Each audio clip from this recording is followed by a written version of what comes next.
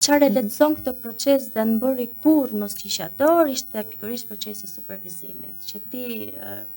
absolutisht jo që në hapat e parë nuk mund të marrësh përsipër një përgjegjësi të tillë, por edhe më vonë kur ti ke kaluar vite eksperiencë, ke nevojë që të supervizohesh dhe të mos jesh vetëm në gjithë të rrugtim. Dhe kjo është shumë e rëndësishme dhe do doja shumë ta përmendja. Normalisht supervizimet kanë qenë intensive në atë kohë, çdo një javë, fillimisht sa ti të integrohesh me sfidat sidomos të sjelljes, të kohës së reagimit, të faktit që fëmia nuk mësonte gjëra dot aq lehtë, dhe në një kohë të shkurtër, ndërkohë kishte përçmëritë e prindërve që e kishin sill tek ty dhe prisnin që fëmia të fliste. Patjetër. Ndërkohë që e folura, po them, ishte gjëja që do vinte shumë më vonë, sepse ne duhet të merreshmi pak me të kuptuarin, me sjelljen që ishte shmangëse, që ishte refuzuese, me tantrumet, me të gjitha bashkë, që pastaj ne të kalonin tek ajo gjëja që prindrit do.